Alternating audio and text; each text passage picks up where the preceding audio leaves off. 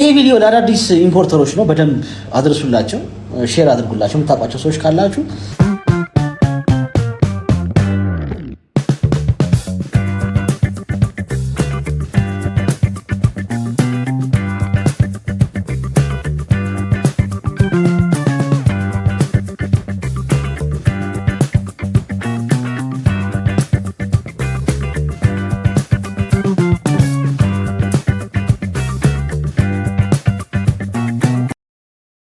አዳዲስ ኢምፖርተሮች ወይም ደግሞ ኢምፖርት ለማድረግ እያሰባችሁ የተንደረደራችሁ ያላችሁ ሰዎች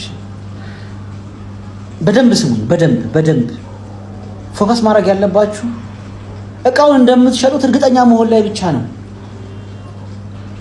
እሱ ነው በቃ ትልቁ ነገር። በዚህ በገበያ ህግ ትልቁ ነገር መሸጥ መቻል ነው። ይደውልና አዲስ ጉምሩክ ያወጣው መመሪያ ላይ ምን አገባ? እሱ የሚጠቅመው ለሲኒየሩ ነው። ምክንያቱም ትላንትና ያወጣበት ይስተናገድበት የነበረ መንገድ ነበር። አሁን የወጣው መመሪያ ከትላንትናው ጋር ምንድነው ዲፈረንሱ? ወዳጅ ካንተ ጋር ምንም ያገናኘው ምክንያቱም ትላንትና ይሰራበት ከነበረው ጋር እንኳን ለመስራት ራስን አዘጋጅታለሁ እንኳን አዲስ ከወጣው ጋር። ማንም ሰው በሄደበት መንገድ ነው የምትሄደው። ማንም ሰው በሆነበት መንገድ ነው የምትሆነው። ለአንተ ለብቻ ተብሎ የሚወጣ ህግ የለም። ምንም የሚያስፈራ ነገር የለም። አትፍራ። ብሔራዊ ባንክ ቢያወጣ ገንዘብ ሚኒስቴር ቢያወጣ ምንም ካንተ ጋር ምንም የሚያገናኝ ነገር የለም። ብታውቀው ጥሩ ነው። ነገር ግን ባወቀው ቁጥር እየተወሳሰበብህ ነው የሚሄደው። ተወው። አንተ እዚህኛው ላይ ብቻ ፎከስ አድርግ። ቢኮዝ አንተ አሁን የፍራንኮ ቫሉታ ጥሩ ነው አክሰሱ ካለ የዶላር ምናምን ካለ እሱም ቢሆን ስቴፕ ባይ ስቴፕ በፕራዮሪቲ የሚሆን በቅደም ተከተል ታደርገዋለህ። በኋላ ነገ ከነገ ወዲያ ሲገባ አንተም እየገባ ሲመጣ ኢቭን ዛሬ አንተን ልረዳህ ነው አይደል? አንተም መንገድ ላሳየህ ነው አይደል?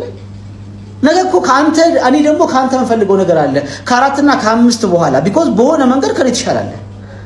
አንተ የምታውቀው የሆነ ጉድስ አለ፣ የሆነ አይተም አለ፣ የሆነ ሴክተር አለ። ያን ሴክተር የሚሸጥበትን ቦታ እንጂ የሚያውቀው እንዴት እንደሚጫን ነው እንጂ የማውቀው ዲማንዱን ያንተን ያህል አላውቀውም። በሁሉም ነገር ሰዎች ካንተ ይሻላሉ ማለት አይደለም። አንተ ግን ዋናውን ነገር ያዘው ነው። እቃውን ትሸጠዋለህ። ስለ እቃው በደንብ ታውቃለህ ጠንቅቀህ። የእቃውን ዲማንድ ታይሚንግ ፔሪዱ እሱ ላይ ፎከስ አድርግ። ትልቁ እሱ ነው። ከ50% ከ60% በላይ የሚወስደው እሱ ነው። ከዛ ግዢ ነው። ሎጂስቲክስ ላይ የሚፈጠር አንዳችም ነገር የለም። ይታወቃል። ፐር 40 ፊት ይታወቃል። ፐር 20 ፊት ይታወቃል።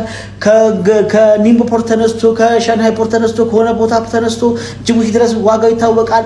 ማንም ሰው አንተ ላይ ምንም ሊያደርግ አይችልም። ከዛ ደግሞ ለቻይና ኦፊስ የሚከፈለው ሂሳብ ይታወቃል። በደንብ ይታወቃል። ግዢ ላይ ጥንቃቄ ማድረግ አለብህ።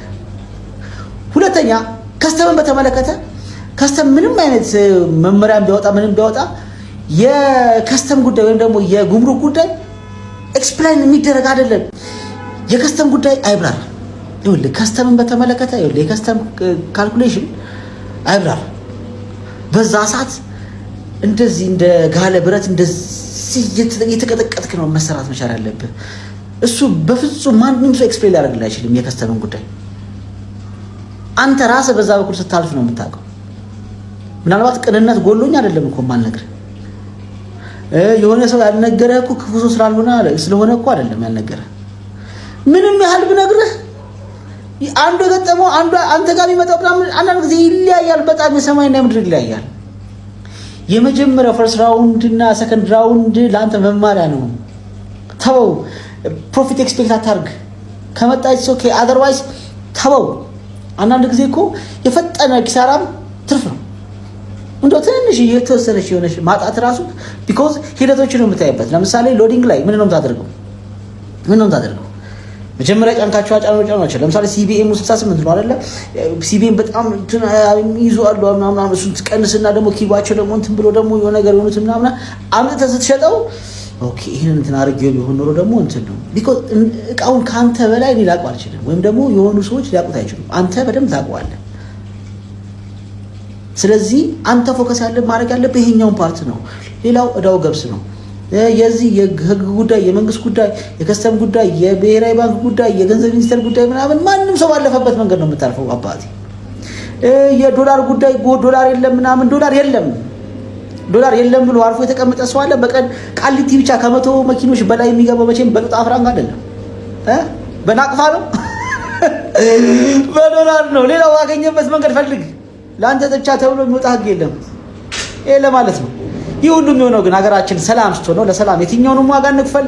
አላህ ሀገራችንን ሰላም ያድርግልን። እጃችን ላይ ያለውን ሰላም እንጠብቅ። ኢትዮጵያ ለዘላለም ትኑር። ቴንኪው ቢኒ ባባ